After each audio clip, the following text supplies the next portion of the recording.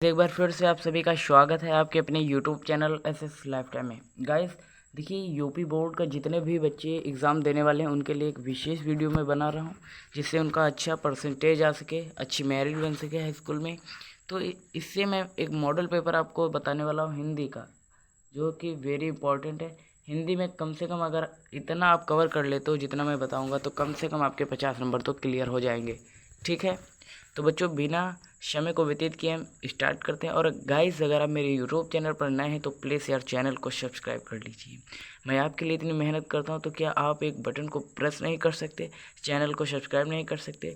तो गाइस बढ़ते हैं अपने पहले प्रश्न की तरफ। देखिए, आपको सबसे पहले ये पता होना चाहिए कि ये जो पेपर होगा ये कितने समय का होगा।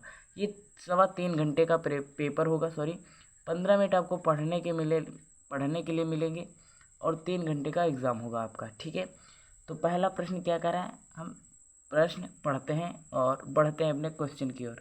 निम्नलिखित कृतियों में से किन्हीं दो लेखकों के नाम लिखना है आपको। किन्हीं दो लेखकों के नाम लिखना है और उनकी ये कृतियाँ दी हुई हैं, रचनाएं दी हुई हैं।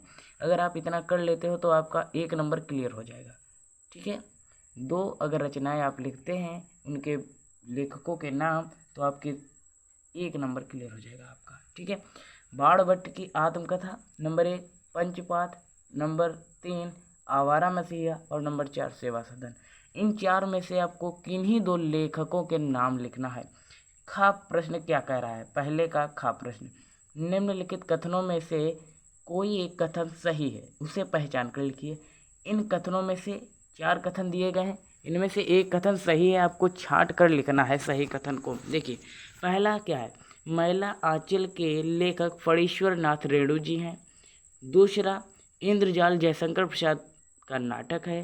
तीसरा, ठूठा आम के लेखक जयप्रकाश भारती जी हैं। और चौथा, कनुप्रिया धर्मवीर भारती का प्रसिद्ध उपन्यास है। तो बच्चों, इन चारों में से कौन सा ऑप्शन सही है, ये मुझे कमेंट बॉक्स में बताइए। और अगर आपकी अच्छी प्रिपरेशन होगी तो आपको खुद ही पता होगा इनमें से कौन सा कथन सत्य है। ठीक है, अब हम प्रश्न गा की तरफ बढ़ते हैं। किन्हीं गद्य की किन्हीं दो विधाओं का नाम लिखिए। 2 विधाओं के नाम लिखना है। अगर आप इतना लिख लेते हैं तो आपका 1 नंबर यहाँ से क्लियर हो जाएगा। घ प्रश्न कहता है, शुक्ल युग के 2 प्रमुख कहानियों के नाम। शुक्ल युग की जो 2 प्रमुख कहानियाँ हैं उनके नाम लिखिए। अगर आप इतना कर लेते हैं तो आपका 1 नंबर फिर से क्लियर हो जाएगा। ठीक है, यहाँ क्वेश्चन कहता है, सरस्वती पत्रिका के किसी एक संपादन का नाम लिखिए। सरस्वती पत्रिका के अगर किसी एक संपादन का आप नाम लिख लेते हैं तो यहाँ से भी आपका 1 नंबर क्लियर हो जाएगा बच्चों। तो इतना आपको कंप्लीट करके ही जाना है। दूसरा प्रश्न क्या कह रहा है ये जानते हैं अब। देखिए, दूसरा प्रश्न क्या कह रहा है ये जानते हैं।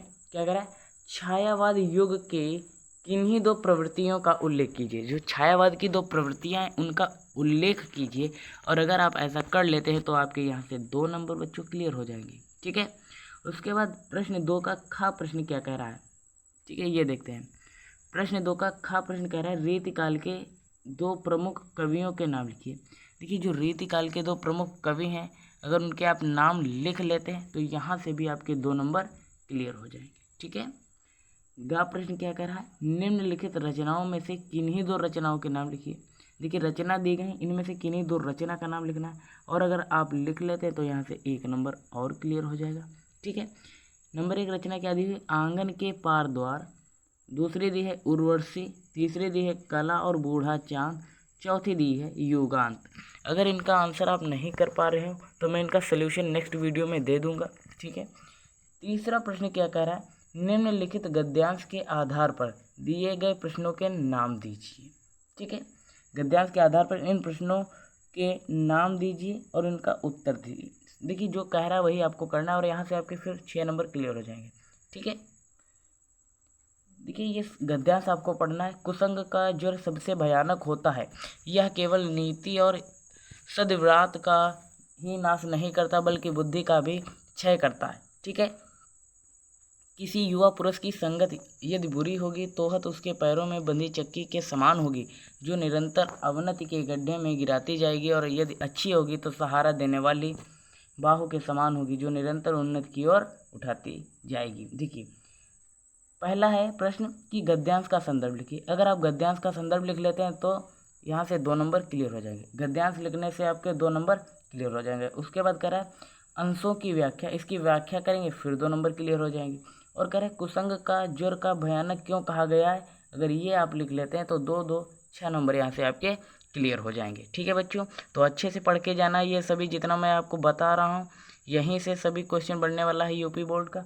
और अगर वो आपको नहीं आता तो अथवा में दिया जाएगा ये गद्यांश, आपको इसका स्क्रीनशॉट ले लेना है और फिर पढ़ लेना है। ठीक है, अन्यथा ये वीडियो ज़्यादा लंबी हो जाएगी बच्चों।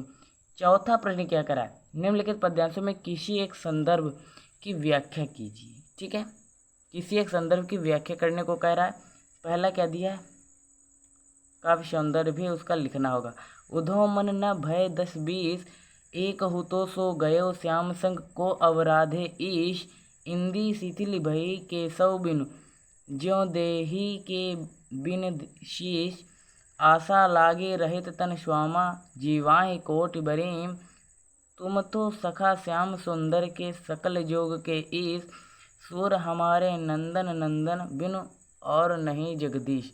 इसका अगर आप संदर्भ और काव्य सौंदर्य लिख लेते हैं तो आपके यहाँ से 6 नंबर क्लियर हो जाएंगे बच्चों। अच्छे से पढ़ के जाना है। ठीक है, नेक्स्ट क्वेश्चन क्या है देखते हैं। देखिए अथवा में आपके लिए दिया रहेगा क्या, टूटी है तेरी कब समाधि, झंझा लौटे सतहार हार, कब चला द्रियो से किंतु नीर, सुनकर जलते कड़की पुकार, सुख से विरक्त दुख में समान। इसका अगर आप अर्थ लिख लेते हैं, काव्य सौंदर्य भी आपको लिखना होगा तो आपके 6 नंबर क्लियर हो जाएंगे, अथवा में दिया रहेगा। ठीक है, पांचवा प्रश्न क्या कह रहा है, निम्नलिखित लेखकों में से किसी एक लेखक का जीवन परिचय। देखिए जितना मैं आपको बता रहा हूँ उतना तो आएगा ही, जीवन परिचय में 100% मैं आपको बता रहा हूँ। आचार्य रामचंद्र शुक्ल जी का तैयार कर लेना है आपको। ठीक है, डॉक्टर राजेंद्र प्रसाद का तैयार कर लेना है, रामधारी सिंह दिनकर नहीं आएगा इस वर्ष। ठीक है, और अभी बता रहा हूँ मैं आपको महादेवी का वर्मा का। ठीक है, महादेवी वर्मा, आचार्य रामचंद्र शुक्ल जी का और डॉक्टर राजेंद्र प्रसाद वर्मा का। ठीक है, अगर ये 3 आप याद कर लेते हो तो इन तीनों में से किसी एक का जीवन परिचय आएगा और यहाँ से फिर आपके 3 नंबर क्लियर हो जाएंगे। ठीक है बच्चों, प्रश्न 6 क्या कह रहा है ये देखते हैं। ठीक है, संदर्भ सहित हिंदी में अनुवाद करना है। देखिए बच्चों मैं इतना अगर पढ़ूंगा तो वीडियो लंबी हो जाएगी, तो इसीलिए कह रहा हूँ स्क्रीनशॉट ले लेना और फिर पढ़ लेना अच्छे से। ठीक है, अथवा में यहाँ पे दिया रहेगा और अगर आप ये अनुवाद लिख कर लेते हैं हिंदी अनुवाद तो 4 नंबर आपके क्लियर हो जाएंगे। ठीक है बच्चों, प्रश्न 7वां क्या कर रहा है, अपनी पाठ्य पुस्तक से कंठस्थ याद किया हुआ कोई एक श्लोक लिखिए। श्लोक तो हर वर्ष आता है और यहाँ से फिर आपके 2 नंबर क्लियर हो जाएंगे। उसके बाद प्रश्न खा है, निम्नलिखित प्रश्नों में से किन्हीं 2 प्रश्नों के उत्तर संस्कृत में दीजिए। ठीक है, ये चारों प्रश्न आपको तैयार कर लेने, कोई 2 प्रश्न इसमें से आ सकते हैं। ठीक है, नीच संगेन का वर्धते, इसका अर्थ अगर आप प्रश्न का लिख लेते हैं, संस्कृत में ही लिखना होगा। ठीक है, उत्तर इसका तो 1 नंबर क्लियर हो जाएगा। और अगर एक और कर लेते हैं प्रश्न का उत्तर तो आपके 2 नंबर यहाँ से क्लियर हो जाएंगे।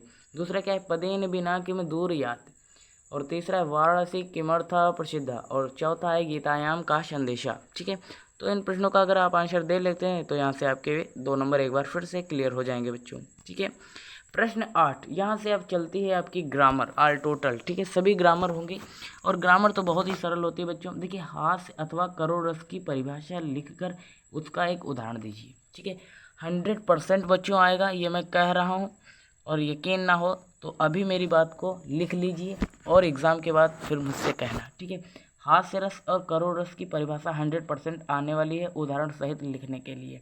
अगर आप इतना कर लोगे तो यहाँ से फिर से आपका 1 नंबर क्लियर हो जाएगा। ठीक है, उसके बाद क्या है, प्रश्न खा, उपमा अथवा उत्प्रेक्षा अलंकार की परिभाषा दीजिए।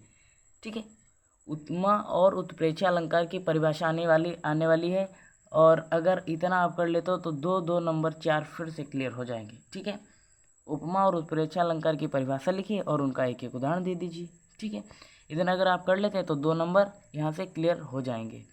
उसके बाद गा प्रश्न कह रहा है, सोरठा अथवा रोला की, देखिए सोरठा रोला छंद के लक्षण उदाहरण सहित लिखिए।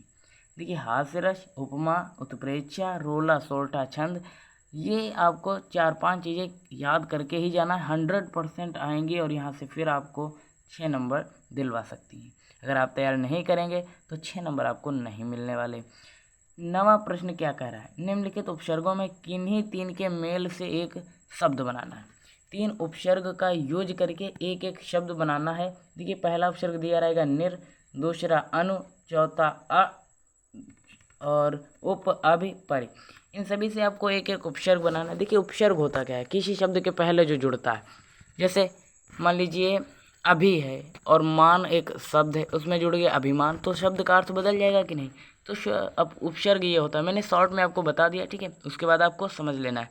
अगर इतना आप कर लेते हो तो 3 नंबर क्लियर हो जाएंगे यहाँ से। उसके बाद खा प्रश्न कर है, किन्हीं दो प्रत्ययों का प्रयोग करके एक एक शब्द बनाइए। अगर आप प्रत्यय का प्रयोग करके एक एक शब्द बनाते हैं तो उसमें आपको 2 नंबर का पूछेगा और 2 नंबर क्लियर हो जाएंगे आपके, ठीक है। उसके बाद गा प्रश्न में पूछेगा आपसे, किन्हीं दो समास का विग्रह कीजिए। देखिए समास का विग्रह कर लेते हैं तब भी आपके 2 नंबर क्लियर हो जाएंगे। समास क्या आ सकते हैं, देखिए शुभ कर्म का लिखिए, क्या है समास विग्रह और क्या है समास का नाम। उसके बाद महात्मा, उसी प्रकार जल और थल, और उसी के बाद देखिए जैसे आता है त्रिनेत्र, त्रिलोचन, ठीक है। इस प्रकार से आएंगे तो आपको समास विग्रह और समास अच्छी तरीके से आना चाहिए। उसके बाद बात करते हैं, देखिए पांचवा क्या करें, निम्नलिखित में से दो शब्दों के दो शब्दों के पर्यायवाची। देखिए इसमें से आपको नदी पर तो याद करके ही जाना है, ठीक है। नदी और पहाड़, फिलहाल इन चारों में से कोई भी आ सकता है, वृक्ष, पहाड़, माता, नदी, इन चारों में से कोई भी आ सकता है, ठीक है।